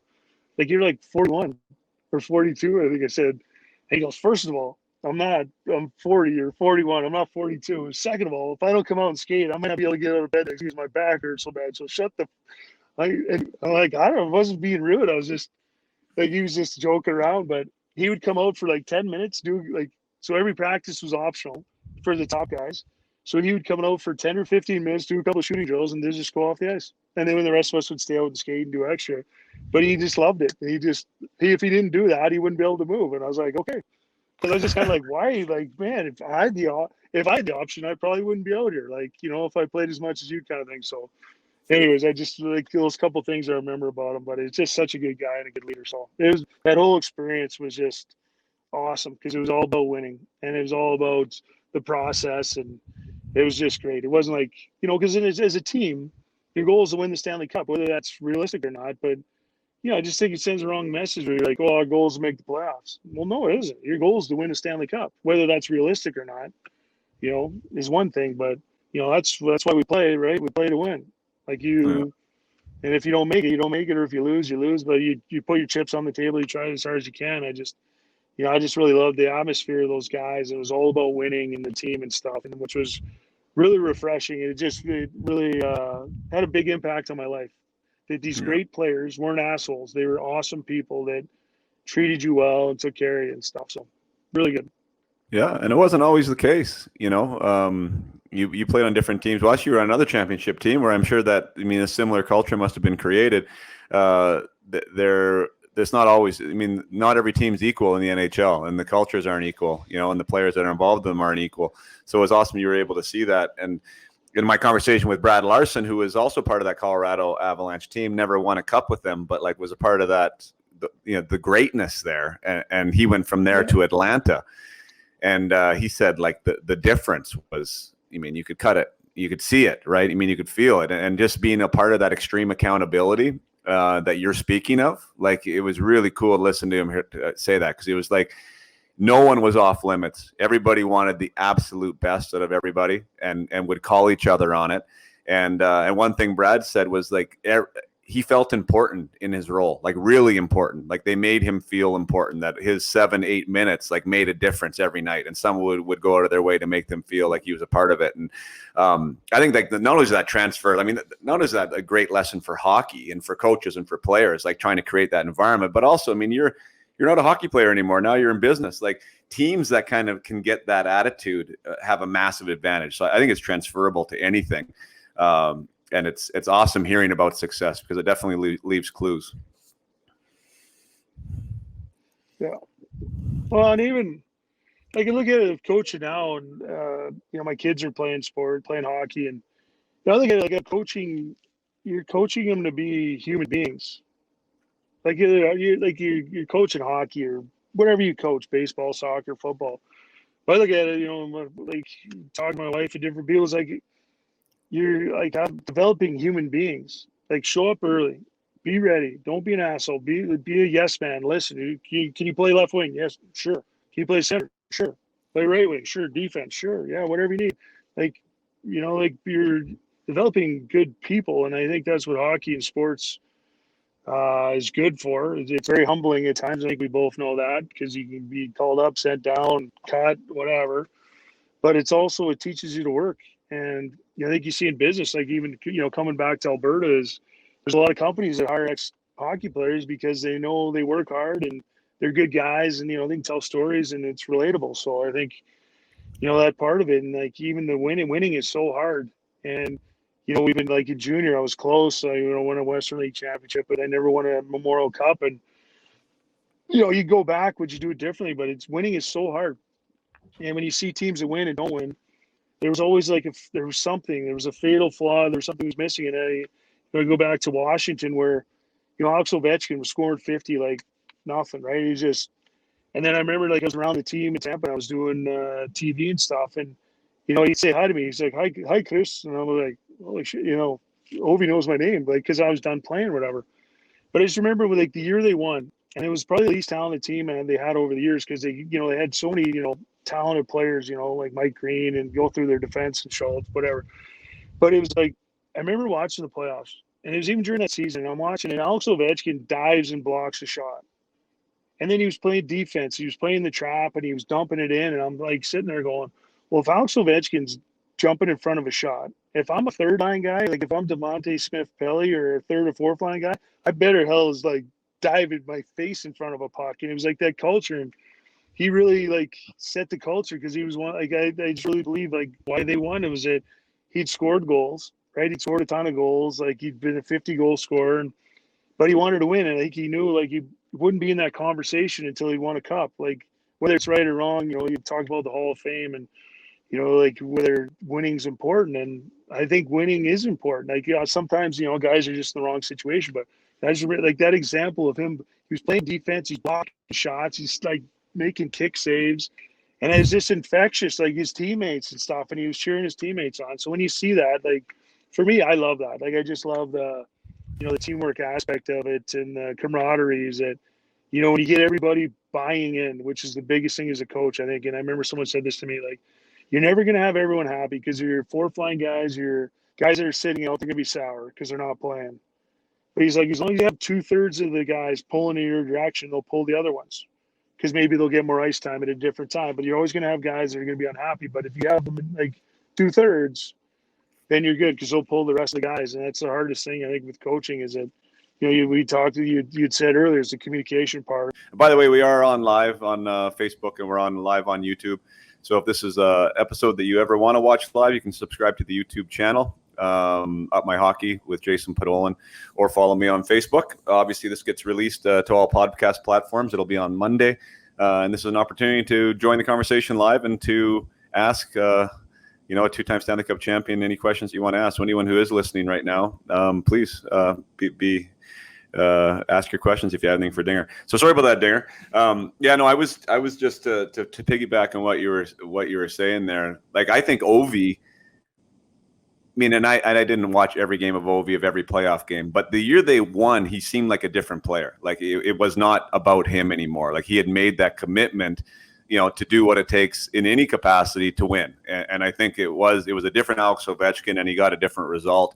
And I thought that was really cool to see because it was an evolution, a personal evolution for him, to see what it took. And other guys have done that. I mean, like Yzerman and other guys have had to learn what it takes to go from a superstar to a guy that can win a cup. And some guys just can't make that transition. So it was super cool to watch. In the two environments you were in there, you were surrounded by superstars, like you said, in Colorado. Maybe more of a little bit less superstar ridden, I would say, in Tampa, but still some amazing players. Martin St. Louis, for one, is somebody that I have a massive respect for. I'd love to hear what your thoughts are on him. But what was that environment like there? Was it a little bit of different approach the year you guys won in Tampa as opposed to Colorado? I don't know if it was a different approach. It was like Colorado, we had established superstars, and Tampa we had up and coming superstars. So Brad Richards and Marty St. Louis and Vinny Cavalier and Boyle. They were becoming great players. They were good players that became great players in those playoffs. Marty St. Louis was a good player, and he was, Craig Budden. He says it was, whatever, that was the worst mistake I made, whatever, when he bought out Marty. But Marty got an opportunity in Tampa, and Torts liked him, and he tried him with Freddie Modine and Brad Richards, and he was just like Torts liked that line, and then the way they went, they were just aligned. So in Tampa, I remember we played Detroit, and we lost 2-1 in overtime or something. And that was kind of when guys went, like, we're a good team. And then we lost to Jersey in 5 games, I think it was, the year before we won. And Jersey went on to win the cup, and it was like triple overtime we lost. And that was where we kind of went, okay, like, we could be a team maybe, like, and that's like just with talking to the guys after, after we'd won and stuff. And then the next year we go into the season, and we just got on a roll. Like, we were struggling around December, and then we got on a roll, and we won the first round. We're like, okay, we match up pretty good here in Montreal. And then we won the second round. And we just kind of like, why not us? You know what I mean? Like, why can't we win? So the two experiences were just different in the sense where we were like, hey, we can win. And then you're playing Calgary, and they're an 8th seed or whatever, and it was great. It was like, again, between the two, people say which one was better. There wasn't one that was better. Winning's awesome, and lucky to be there and be a part and have played. And it's just, Tampa was just had those guys. That's when they made a name for themselves. Marty became, Marty St. Louis, like, and then the Olympics and all that other stuff and everything else. They did the World Championships, the World Cups and stuff. So those guys really became the Peter Forsbergs and the Joe Sakics, and that's, to me, that was the difference between the two, I guess, maybe. All right. Yeah, super cool story. And then, must have been a little more flavor maybe in the second one, playing against Calgary, where you started from, and who had traded you and let you go. And, there were still some players there like Iggy and others that were there from when your time was there. So interesting the way that crosses. And one thing with your trades too, which I'll just think for between you and I, but like Rene Corbet, Kevin Weeks, Nolan Pratt too, who you won those 2 cups with. They're all been guests on the show before. So like it's kind of crazy how small the hockey world is in some instances. Give me your best St. Louis story, because I've said it on here once before. Like he's, unless you're like a real big Martin St. Louis fan, people don't really get like his journey to get to where he got to. Like he was told by Calgary that he wasn't good enough, right? That he'd never play in the N.H.L. And this is a Hall of Famer. Like, to me, that just blows my mind, right? Like you talked about opportunity, you talked about that earlier, right? Like, here's a guy who didn't get, if he wasn't put in a different situation, he might have never had a career. And he's a Hall of Famer, right? Like somebody didn't think he was good enough to play in the league. And he just kept battling and kept battling. I talked to Kevin Weeks about it, and like he kind of started believing in himself in Tampa Bay and started believing that he could perform there. And then he got some proof and some results. And then obviously the rest is history. But what do you say about him and his personality and his character, or anything else you want to talk about with him? Because I just think he's got such a great story. Well, we played together in the minors, and I block his shot. We were out there. The other team had the goalie pulled, so I take one off the ankle. I take off, and I'm going to go score. Well, he takes off, and he's going to go offside. And I'm like, I got to pass it.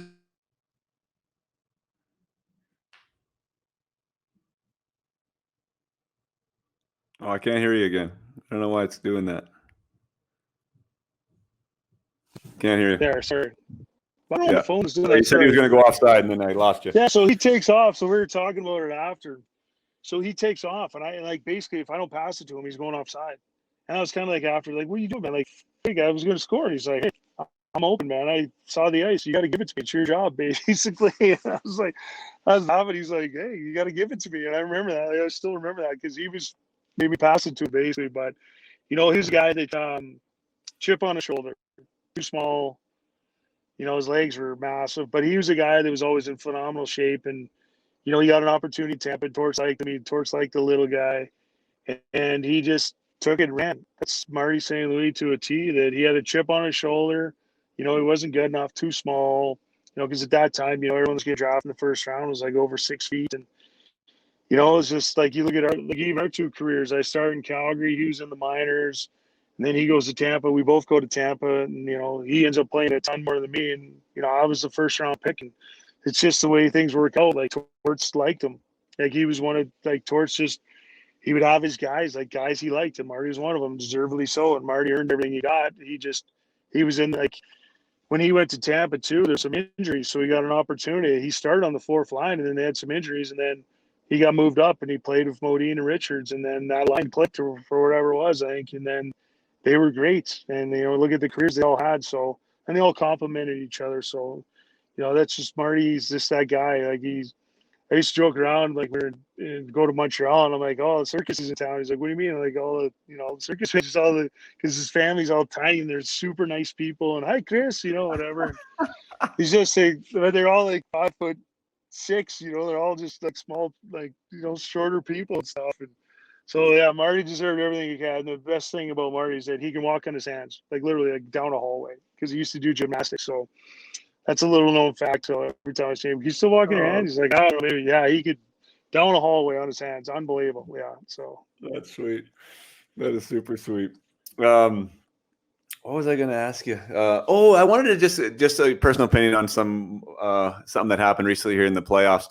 That Scheifele hit on Evans. Do you have what's your take on that? I just find that hit has been one of the things that has been like so decisive in the community and even amongst players. I mean, to listen to how Bieksa handled it and some of these other pundits, and then I talked to some people offline, and it seems like there is a pretty big divide there. Do you think?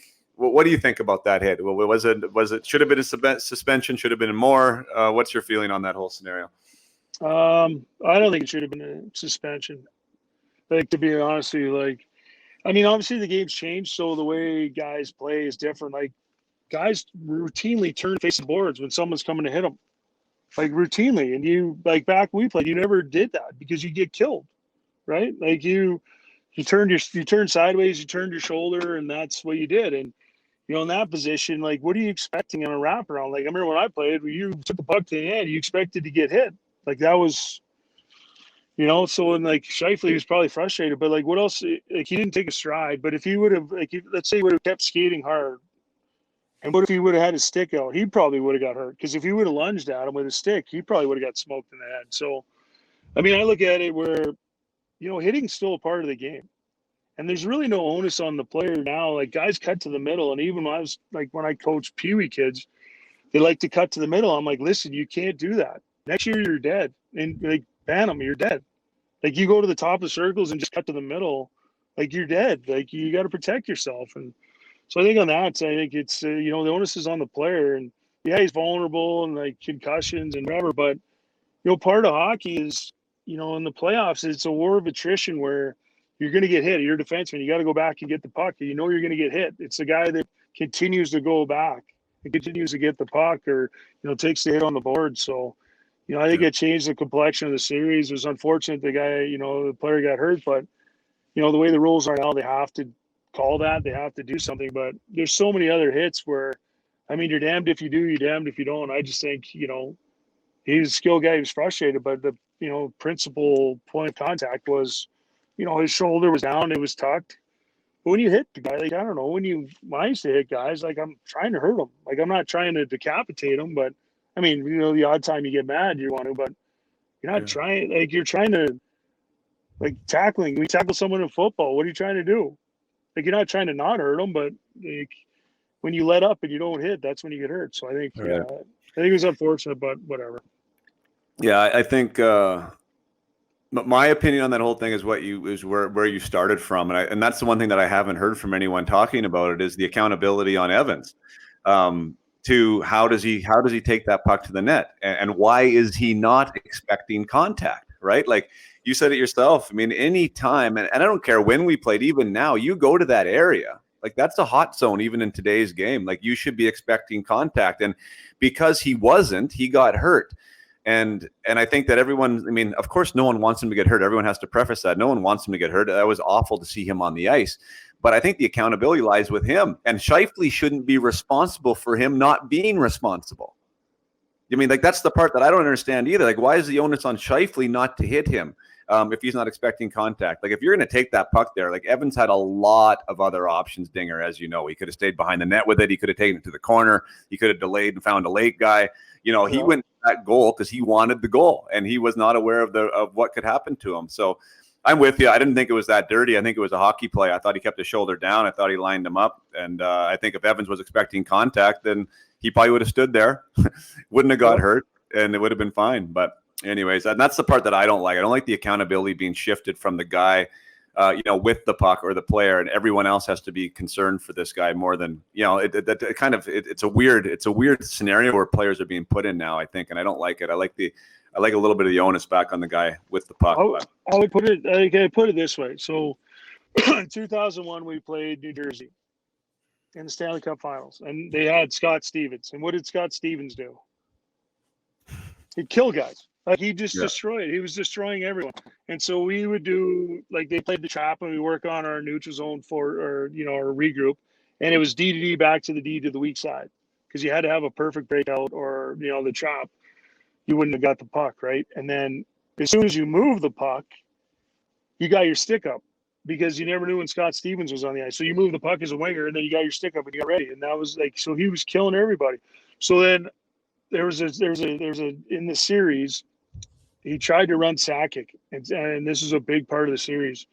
And he tried to run Sakic, and Sakic dropped a shoulder on him, and like Stevens went like 1, 2, 3, and then fell on his back and went down. And we were like, oh yeah, wow, like, whatever. And it was like standing up to the bully or whatever. But but Sakic knew he was coming for him, and he braced him, and he caught him and gave him like the cold shoulder ahead of time. So, that was a big part of it. But like, again, like, you got to protect yourself, and whether, I don't want anyone to get hurt. You don't want that. But part of it too, it's a contact sport, and a weapon you have is body checking, is fighting. Like Tom Wilson or Milan Lucic, those guys are effective because they will run you over and they could score. But then if you want to fight, they'll beat you up. So go ahead. I'm going to run you over. I'll fight you, and then I'll beat you up. Like, remember when Lucic ran over Miller?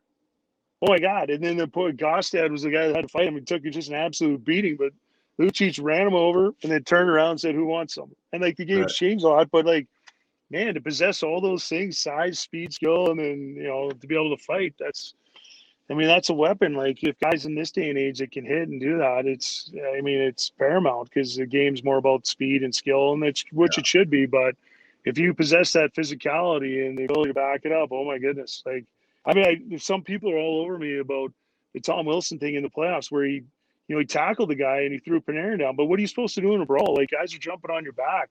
Like, those guys are lucky he didn't take his gloves off and lay a beating on him. And then, you see the Crosby. There was a couple games later, Crosby got a guy in a headlock and threw him to the ground and, like, tried to ram his head in the ice. Like, stuff happens all the time, but it's Tom Wilson, so people dislike him. And then remember the next game, it was Buchnevich, I think, cross-checked him, another guy in the head.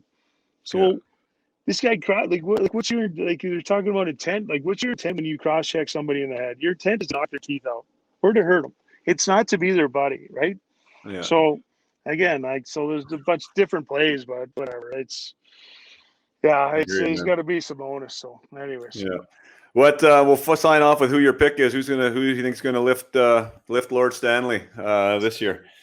Yeah, I think it's got to be Tampa. I just think the way they responded last night, they're just so talented, and they have a great goalie, and they can play physical too. So they're the trifecta almost, I guess. So I think they're going to be the team to beat. And we'll see if any different. But Vegas is I'd really like to see Vegas and Tampa, just to see, like, two teams that are speed, skill, size, and good goaltending. Like Fleury, oh my God, like he was gone 2 years ago. Now he's the guy again. Like, that's the beauty of sports. Like, he had a good attitude and stuck around, and now he's a guy. And Rob Leonard's has a great attitude too. So it's like a good tandem. So it's just great stories. And actually, Vasilevsky, I was still skating a little bit with the guys in the summer, and I remember skating with Vasilevsky.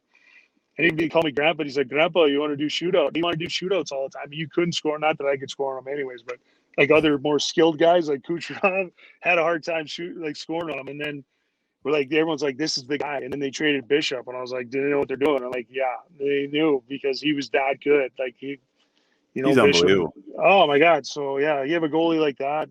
So yeah, Tampa's my pick. Vegas wins, that'd be great too, because Kremen was my GM before, and it's a good story too. Like they built good teams. They've built. Anyone's saying they circumvented the salary cap of Kucherov. Well, you got to miss a whole season, and you got to just hop out of the wrapper and play games. And like he's been unbelievable. So I couldn't do that. I don't know if you could do that, but I sure as heck couldn't do that. Like I took me a season and a half just to be halfway decent, not anywhere near that level. So. I mean, I hopefully I just like the hockey. I'm hoping for good series and good hockey, and that's what I'm cheering for. But Tampa's my pick. Cool. Okay, buddy. How are they? How are those two organizations with the alumni aspect? That's something that I found interesting. Do they treat you guys pretty good still, Tampa or Colorado in that scenario? As one being part of the team, but especially I guess being a part of a championship team. Yeah, I think. Well, Colorado, I haven't lived in Colorado for, since I played there, but, I've gone back and gotten tickets, and Tampa's been really good in the sense where, there's tickets if you want to go. And then we had the reunion, which was awesome. And they had all the guys in town and stuff. So, like Tampa, they've done a good job of not taking care, but, if you want to go to a game and bring your family, you're welcome to, and park wherever, and park in the back lot basically if you want. So Tampa does a really good job. But Colorado I can't speak to just because I haven't really been there in 20 years, whatever. But my old teammate Dave Reed reached out. He's like, "Yeah, we got to get a reunion going for Colorado." I said, "Get on it, buddy, Reed. You're the perfect guy for organizing this stuff." He's like, "I'm on it. We haven't done one in Dallas either." So, anyways, It's funny how that works. So, okay, buddy. All right, man. Well, congrats on a great career. Congrats on the 2 cups. Awesome to share your story and. Yeah, I'm glad we were able to get together. So thanks again for doing this, buddy. Oh, no problem. Anytime. Sorry about the phone not working the odd time and beeping. Yeah, hey, no worries. We'll figure it out. Thanks, man. Cheers. Okay, talk to you. Thanks so much for listening to the end. I really appreciate your audience. I really appreciate the support. I've been getting many touch points here through social media or through email saying, geez, the podcast means a lot. We listen to every episode. And we have grown together either as a parent athlete scenario or athletes saying that they've been able to use the tools to help them in their career. So that's what it's all about, to grow the message and to grow the idea that this is a real thing. Mindset is it's strange because it's a bit of an intangible that is uncertain and an unknown, and especially for people who haven't played the sport. So hockey parents out there who are listening who haven't gone through it don't maybe understand the value or even what I'm talking about. And I, for one, as a player, didn't get it until I was well into my pro career and found out even more about the value of it afterwards. So as a junior athlete, I really didn't understand what was available to me. I didn't think that there was anything wrong in air quotes. So if there was nothing wrong, then why would I do anything to make it right? This is definitely not a topic that is a right or wrong topic, or you have it or you have not, that you need to be broken in order to visit this stuff. I was a victim of a fixed mindset in that scenario. I was a victim of thinking, well, there's nothing really to get better here. I've done great to date. Why would I do anything? Why would I spend time on this? So in even of that approach, my own stance as a 19, 20, 21-year-old in the field of doing, personal work on the mind and mindset and approach and perspective, I had a fixed mindset with that. It was like, there's nothing wrong, so why would I try and get better? And that's the exact wrong approach. So if you are an athlete like I was that thought you had it all figured out, I don't mean to be rude, but you're wrong. You can always use more support. You can always use more development. And if you're an athlete who does have a hard time with anxiety or with negativity or with feeling like the victim or playing fearful and not finding these powerful states to play in, then this is a much more obvious dot to connect for you and something that you should be considering, investing time in and investing in yourself, because it's going to make a massive difference for you on the ice and in all other aspects of your life. So thanks again for Chris for coming out. What a great story. I love how he talks about the person behind the player. One of his most memorable moments was a coach for the first time. He said, "Hey, how you doing?" like that he cared about Chris as a person, and that makes a massive difference, and developing that person makes a massive difference. So if you are interested in working with me, if you are interested in what mindset can do for your game or for your player's game, your child's game, then please reach out, www.myhockey.com. It's a great time of year to be doing this. I'm recording this right now, and the end of June. We have July and August left before things really start heating up. And although we obviously can work on things during the season, I'm a big advocate of starting to ingrain some of these concepts and some of these fundamentals now, so you can start applying them now. So once the season rolls and training camp hits and the pressure's on the line, that you can use them. You can use them, and you're able to use them, and you're able to apply them to help you move forward and to help you take advantage of opportunities. So that can be available at upmyhockey.com. Again, you can subscribe to my YouTube channel, Up My Hockey with Jason Podolin on YouTube. That would be appreciated. Or you can join the parent group if you haven't already. And look forward to working with you all in the future. And once again, Dinger, thanks for coming out and sharing your story. Play hard. Keep your head up.